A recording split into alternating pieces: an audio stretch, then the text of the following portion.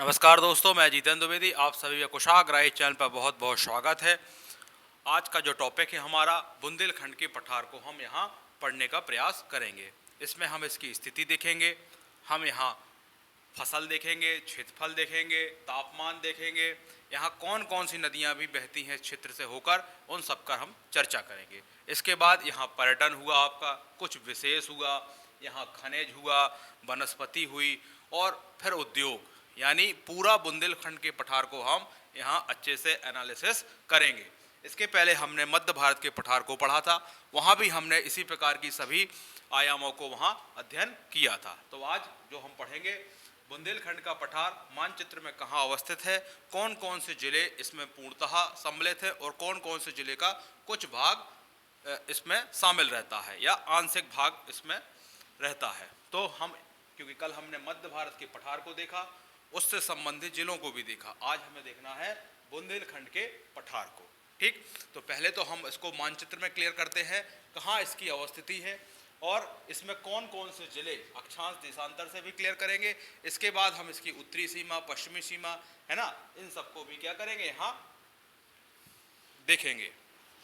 तो पहले तो हम आपको मैप में ये बताने का प्रयास करेंगे कि बुंदेलखंड का पठार कहाँ अवस्थित है। तो देखें आप, ये जो क्षेत्र है,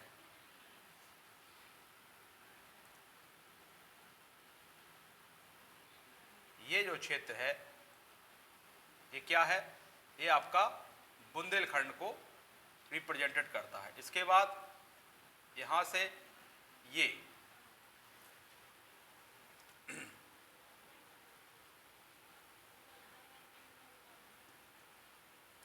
ये जो आपकी आकृति बनती है कटोरोनुमा, यही क्या है, आपका बुंदेलखंड है।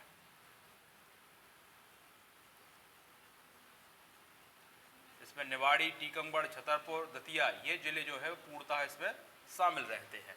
और इसकी आकृति को यदि ढंग से देखा जाए तो वो कटोरानुमा आकृति बनती है।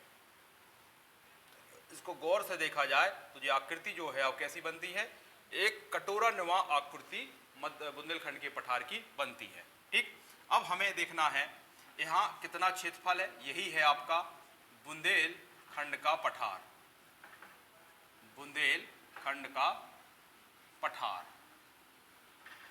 ये है आपका बुंदेलखंड का पठार।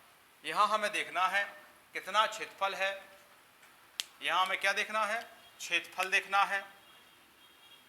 और क्षेत्रफल हम प्रतिशत में भी देखते हैं और हम कैसा देखते हैं, उसको वर्ग किलोमीटर में भी देखते हैं। तो 23,733 वर्ग किलोमीटर, और इसको यदि प्रतिशतता में देखा जाए तो 7.7% क्षेत्र आपका बुंदेलखंड के अंतर्गत आता है। तो पहले तो आपने एमपी के मानचित्र में बुंदेलखंड की स्थिति को देखा है ना, कि बुंदेलखंड कहाँ है, एक कटोरानुमा आकृति क्या कर रहा है, वो आपकी यहाँ बना रहा है। और ये जो हिस्सा आपको हमने कल पढ़ाया था, ये क्या था, आपका मध्य भारत का पठार था। ठीक, ये क्या था, आपका मध्य भारत का पठार था, जिसको हम कल बहुत अच्छे तरीके से पढ़ चुके हैं, मध्य भारत का पठार।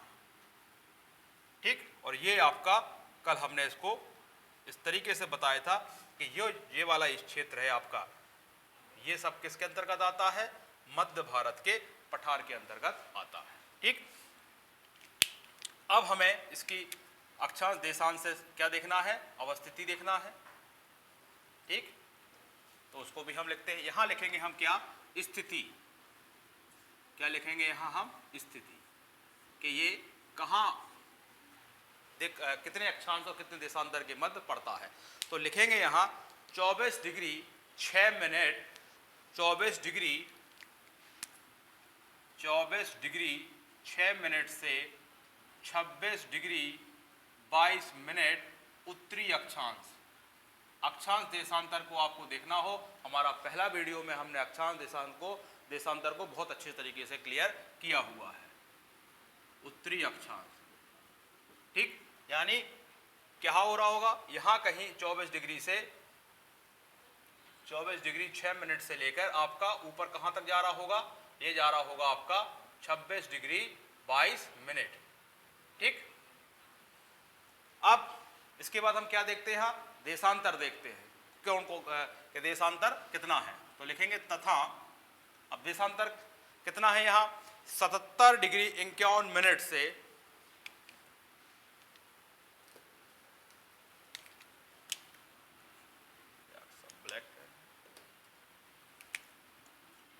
77 डिग्री 51 मिनट से आपका 80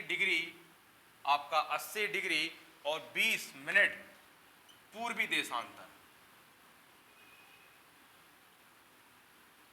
देशांतर के मध्य। ठीक, ये तो हो गया अक्षांश देशांतर से इसकी स्थिति को हमने क्लियर किया। ठीक, अब हमें क्या देखना है कि इसके दक्षिण में क्या है, इसके पूरब में क्या है।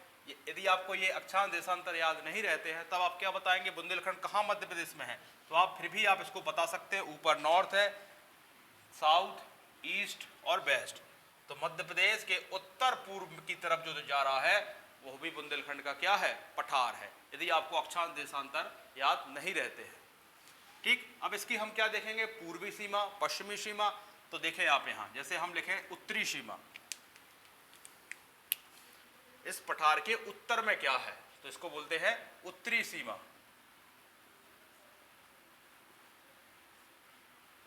तो उत्तर में क्या दिख रहा है आपको, यमुना का मैदान। तो यहां लिखोगे आप यमुना का मैदान, यमुना का मैदान, ये यमुना का जड़ोल मैदान, यमुना का जलोढ़ मैदान। ठीक, इसके बाद देखेंगे हम दक्षिण में, इसके दक्षिण में क्या है, विंध्याचल रेंज है, तो इसके दक्षिण में हम विंध्याचल भी लिख सकते हैं। दक्षिण में क्या है, विंध्याचल।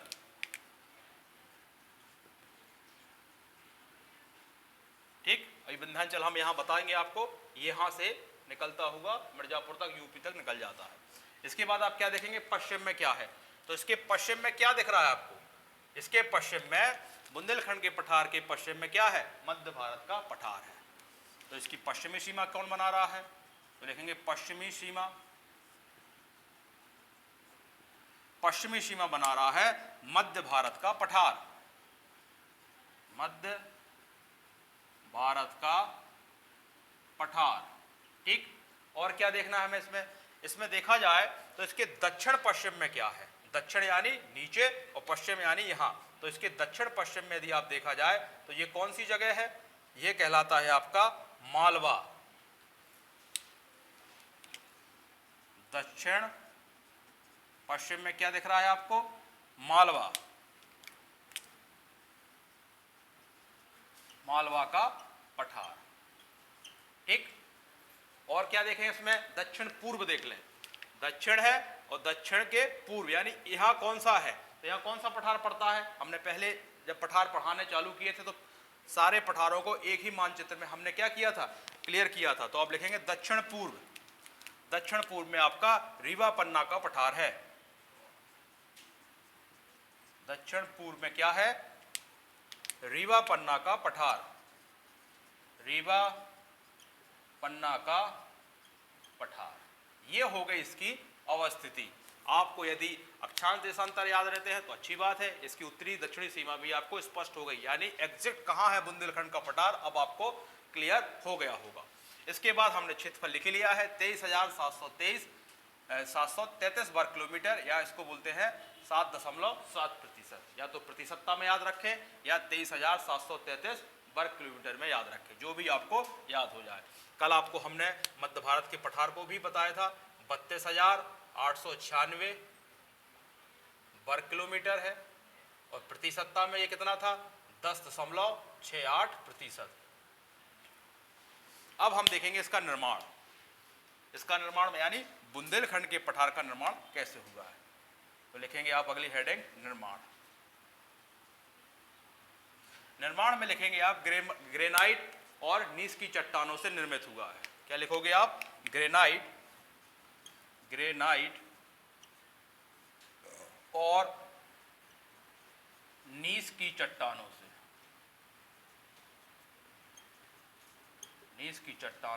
निर्मित हुआ। ये हो गया इसका निर्माण क्षेत्रफल। अब हम क्या देखेंगे, जिले देखेंगे कि बुंदेलखंड के पठार में कौन कौन से जिले शामिल होते हैं। आप इसका एक स्क्रीनशॉट ले लें यहाँ तक, इसके बाद हम इसके जिले को क्लियर करते हैं।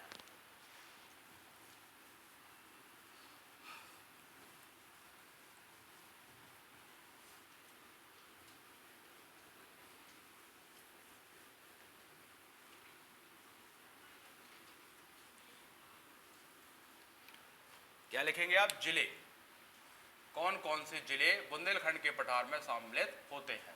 तो जिले में आप देखें, जिले को हम बहुत अच्छे तरीके से आपको बता चुके हैं। जब हमने राज्यों का से सीमा लग रही थी तब हमने जिलों को क्लियर किया था। संभाग पढ़ाते समय भी आपको एक एक जिला मानचित्र में बनाया था। फिर भी आप यहाँ देखें, देखिए आप यहाँ कौन कौन से जिले दिख रहे हैं आपको यहाँ दिख रहे हैं छतरपुर, टीकमगढ़, निवाड़ी और दतिया।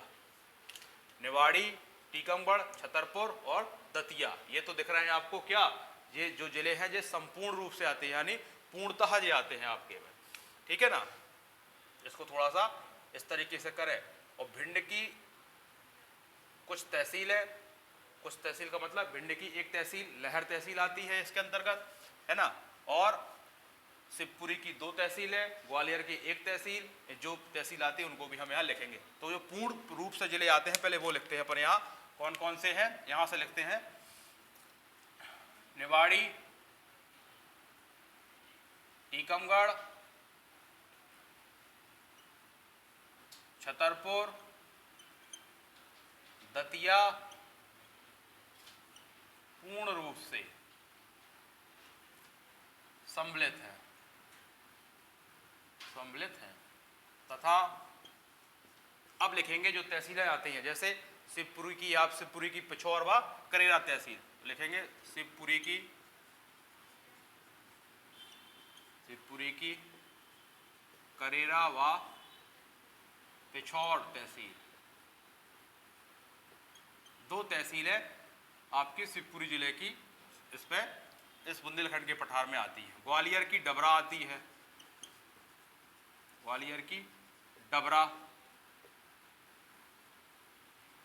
डबरा तहसील और भिंड की लहर तहसील, भिंड की लहर तहसील।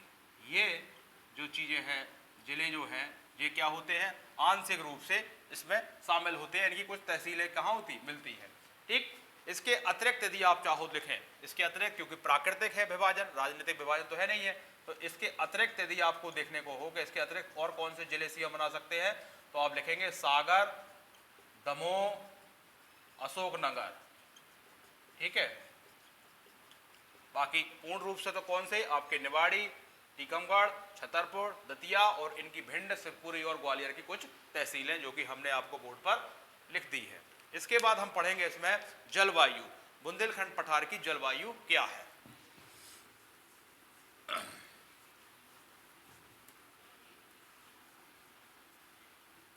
क्या देखोगे आप, जलवायु।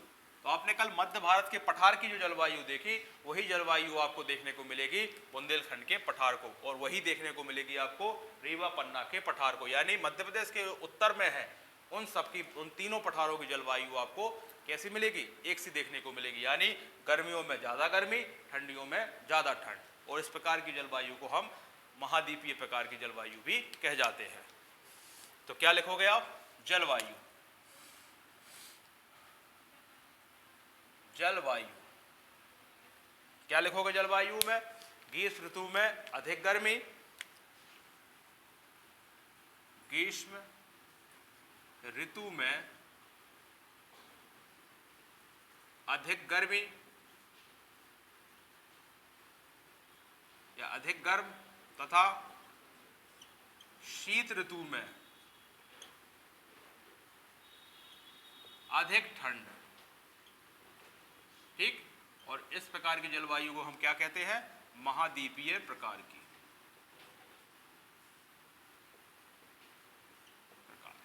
ठीक। जबकि हमने इसमें भी एक चीज बताई हुई है कि वैश्विक स्तर पर जब देखा जाता है तो ठंड तो वहाँ अत्यधिक पड़ती है, इतनी के पत्तों पर भी बर्फ जम जाती है, परंतु वहाँ गर्मी जो है वो मध्यम देखी जाती है। परंतु यदि मध्य प्रदेश के संदर्भ में इसको देखा जाए तो गर्मी में अधिक गर्मी और ठंड में अधिक ठंड। अब देखना हमें तापमान भी यही, इसके साथ हम देखते हैं। तापमान देखा जाए तो औसत तापमान की ही बात करेंगे हम। 40 डिग्री से आपका 42.5 डिग्री से अधिक यहाँ तापमान देखा जाता है। ठीक, अब यहाँ वर्षा की बात की जाए, बारिश कितनी होती है बुंदेलखंड के पठार में, वर्षा कितनी होती है।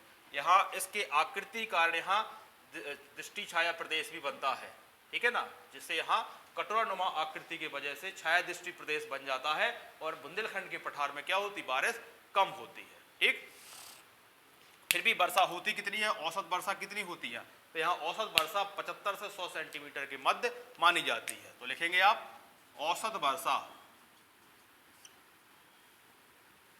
औसत वर्षा 75 से 100 सेंटीमीटर के मध्य मानी जाती है। ठीक, अब हमें इसकी वर्षा हो गई। अब देखेंगे हम यहाँ इस बुंदेलखंड के पठार से कौन कौन सी नदियां बहती हैं, क्योंकि हम पढ़ क्या रहे हैं, बुंदेलखंड का पठार। तो आप लिखोगे नदियां, इसको चाहो तो यहां रफ कर लेते हैं। अब हम देखेंगे यहां कौन कौन सी प्रमुख नदियां जो है यहां से बहती हैं। धीरे धीरे जब आपको सभी ये पठार क्लियर हो जाएंगे तो आपको हर जगह, हर पठार की नदियां, वहां का चट्टाने, खनिज, उद्योग, फसल सब क्लियर हो जाएगा। क्या लिखेंगे हम यहां, नदियां। तो यहां प्रमुख नदियां जो बुंदेलखंड से बहेंगी वो है आपकी बेतवा, केन, क्या कौन कौन सी है उसको लिखते हैं अपन। बेतवा है, कहां से निकलती है, रायसेन के कुमारा गांव से निकलती है। जब हम रिवर वाले टॉपिक पे होंगे तो बकायदा इसका कहाँ से बहती है, कौन कौन जिलों से जाके यमुना नदी में मिलती है, इन सबको देखेंगे।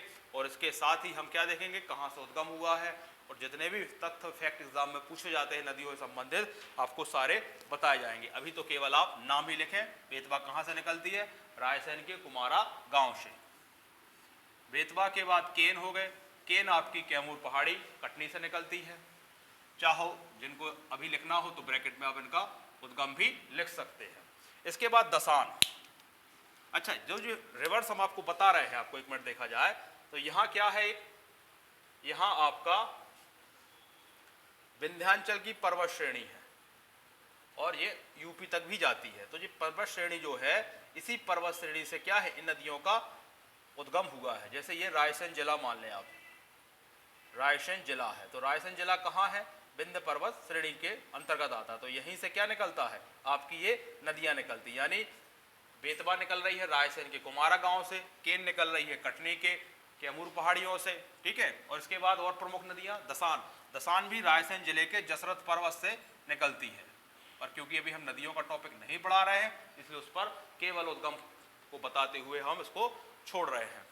सिंध, सिंध तो कल आपने देखा था कि मध्य भारत के पठार से ही बह रही थी, यहाँ से, क्योंकि विदिशा के आपके विदिशा जिले से ये निकलती है। सिंध के बाद यहाँ देखना है उर्मल, तो छतरपुर से निकलती है। उर्मल के बाद देखेंगे जामनी, जामनी सागर, और जामनी के बाद पाहुच। ये कुछ और छोटी रिवर्स हैं। तो आपको क्या ध्यान रखना है, बुंदेलखंड के पठार से, बुंदेलखंड के पठार से ये नदियां निकलती हैं। आप लोग चाहो जब तक नदियों के टॉपिक पर नहीं आए हैं, आप इसको कोई भी जो आपके पास किताब या सोर्स हो, सबके उद्गम लिखें, इनके नाम लिखें, सबकी लंबाइयां लिखें। जब हम नदियों के टॉपिक पर होंगे तो मानचित्र में उसको पूरा ड्रॉ करेंगे। यदि यहाँ ड्रॉ करने बैठते हैं तो आपका पूरा हौज पौज हो जाएगा। पर ये विंध्याचल रेंज हमने आपको यहाँ इंडिकेट कर दी है। अब हम देखेंगे बुंदेलखंड के पठार में मिट्टियाँ कौन कौन सी पाई जाती हैं। तो अगले हेडिंग क्या है आपकी, मिट्टियाँ।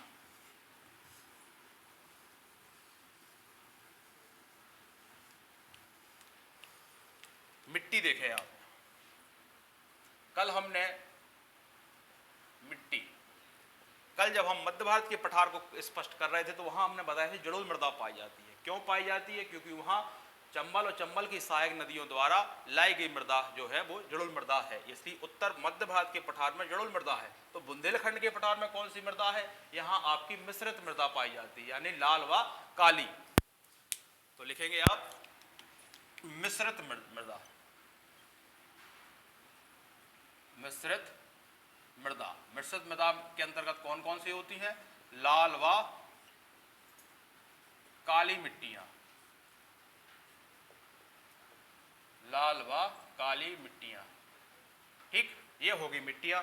इसके बाद देखेंगे बुंदेलखंड के पठार में कौन कौन सी फसलें होती हैं। तो अगली डालें आप फसलें या फसल। तो यहां फसल जो होती है प्रमुख रूप से तो आपकी गेहूं, ज्वार, तिल आदि। गेहूं, ज्वार, तिल, अलसी आदि। ठीक, और क्या देखना है, यहां वनस्पति देखना है। अब वनस्पति, मिट्टी और खनिज से ही हम क्या डिसाइड कर लेंगे, उद्योग। तो क्या लिखोगे आप, वनस्पति।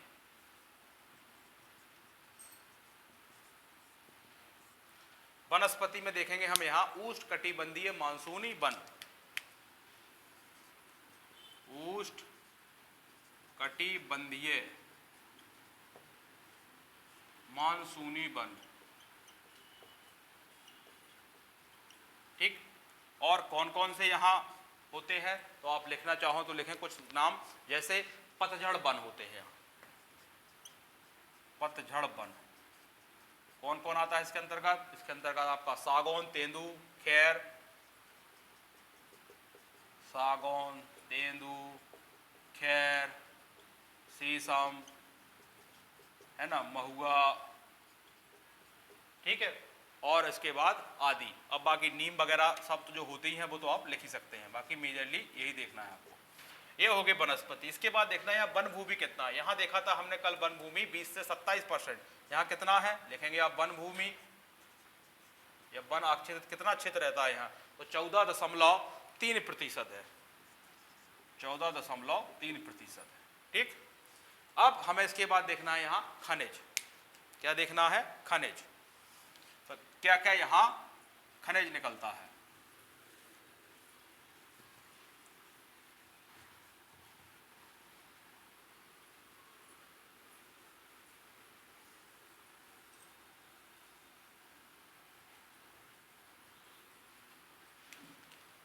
खनिज में देखना है ग्रेनाइट निकलता है, ग्रेनाइट पत्थर और रॉक फॉस्फेट खनिज।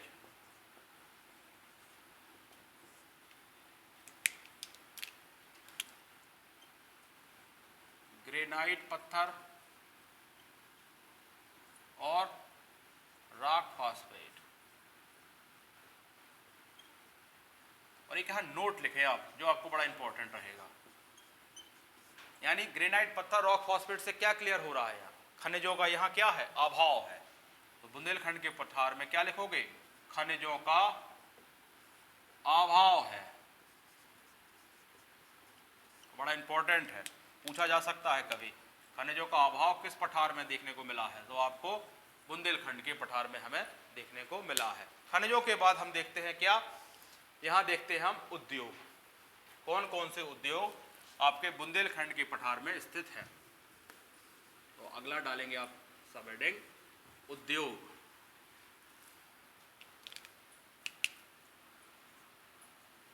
उद्योग,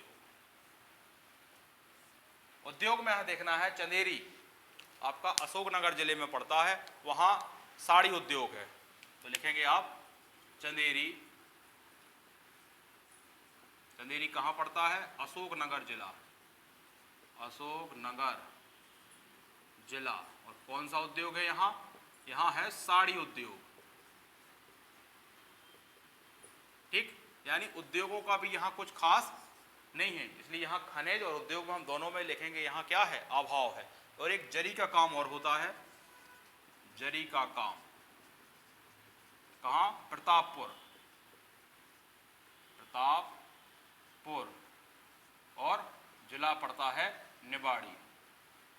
ये दो चीजें लिख लेंगे आप, और इसके बाद यही नोट डालेंगे आप, वो क्या लिखेंगे, उद्योगों का भी क्या हाँ बुंदेलखंड में अभाव है।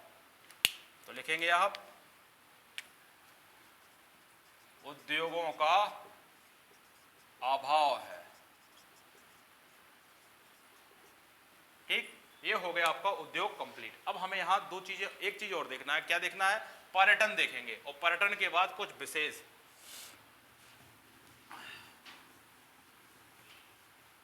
और ये आपका छोटा सा टॉपिक बुंदेलखंड का पठार क्या हो जाएगा, कंप्लीट। और इसके बाद हम पढ़ेंगे मालवा के पठार। क्या लिखोगे आप? पर्यटन। पर्यटन के दृष्टिकोण से बुंदेलखंड का पठार ठीक है, क्योंकि यहाँ खजुराहो है जो विश्व प्रसिद्ध पर्यटन स्थल है। और ये एग्जाम में बार बार पूछा जाता है, खजुराहो के बारे में कोई ना कोई प्रश्न पूछा ही जाता है। खजुराहो किस जिले में पड़ता है? छतरपुर जिले में। क्या खास बात है इसके बारे में? यहाँ चंदेल कालीन मंदिरों की क्या स्थापत्य कला के लिए फेमस है और विश्व प्रसिद्ध पर्यटन स्थल में भी शामिल है, यूनेस्को की सूची में भी शामिल है, विश्व प्रसिद्ध पर्यटन स्थल है। अब जब हम पर्यटन पढ़ेंगे तो आपको पहले ही से क्लियर होगा कि खजुराहो किस पठार में है? बुंदेलखंड के पठार में। मध्य भारत के पठार में जैसे ग्वालियर किला हुआ, कल हमने 2 राष्ट्रीय उद्यान देखेंगे, तो इनको पढ़ने से आपको पहले एमपी का बेसिक क्लियर हो जाता है। ठीक, खजुराहो हो गया। और क्या लिखेंगे यहाँ हम? यहाँ लिखेंगे हम धुबेला संग्रहालय, ये भी खजुराहो में है। धुबेला संग्रहालय और कहाँ है? ये भी छतरपुर जिला में है, छतरपुर जिला। और क्या यहाँ है बुंदेलखंड के पठार में? तो आप देखेंगे यहाँ ओरछा है, ये आपका कौन सा है? धार्मिक पर्यटन स्थल है ओरछा। और किस जिले में आता है ओरछा वर्तमान में? निवाड़ी जिले में। इसके पहले टीकमगढ़ जिले में था ये। और चौथा लिखें, इसको चाहो तो लिख सकते हो आप, धार्मिक पर्यटन स्थल। इसके बाद पीताम्बरा, शक्तिपीठ और सतखंडा, ये दतिया में है। पीताम्बरा, शक्तिपीठ और सतखंडा, ये सब कहाँ है? ये दतिया जिले में है। एक तो शक्तिपीठ और सतखंडा कहाँ है? आपके दतिया में। इसके बाद हम विशेष और लिखते हैं। विशेष में हम एक आपको यहाँ विशेष में बताएंगे कि जो बेतवा है बुंदेलखंड की गंगा कहलाती है। और एक और विशेष में लिखेंगे यहाँ सिद्ध बाबा की चोटी, जो कि आपकी 1172 मीटर है। बस, और ये टॉपिक आपका कंप्लीट हो जाएगा। आप इसको 1-2 बार पढ़ेंगे तो आपको बुंदेलखंड का पठार बहुत ही अच्छे तरीके से स्पष्ट हो जाएगा। इससे संबंधित क्वेश्चन लगाएं और नोट्स बनाएं आप बार बार। क्या लिखेंगे? विशेष।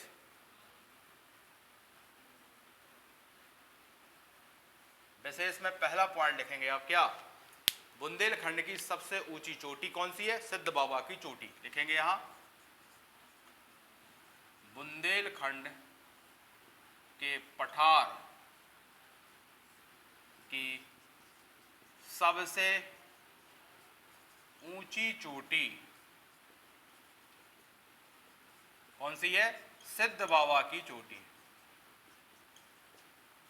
बाबा की चोटी। अभी ये हम पर्वत चोटियां पढ़ाएंगे तो इसमें और स्पष्ट क्लियर करेंगे कितने मीटर है? 1172 मीटर है। एक और यहाँ लिखेंगे बेतवा जो निकलती है आपके बुंदेलखंड के पठार से, वो मध्य बुंदेलखंड की क्या कहलाती है? गंगा। इस पॉइंट को भी लिखेंगे, बुंदेलखंड की गंगा। बुंदेलखंड की क्या लिखेंगे? बुंदेलखंड की गंगा बेतवा नदी को कहा जाता है। बेतवा नदी को कहा जाता है। ठीक, इस तरीके से आपने इस पूरे बुंदेलखंड के पठार को बहुत ही अच्छे तरीके से पढ़ा है। इसको आप 1-2 बार पढ़ें और नोट्स बनाने का प्रयास करें। और जो अगला हमारा वीडियो होगा वो होगा मालवा का पठार। उसके लिए आज के लिए धन्यवाद।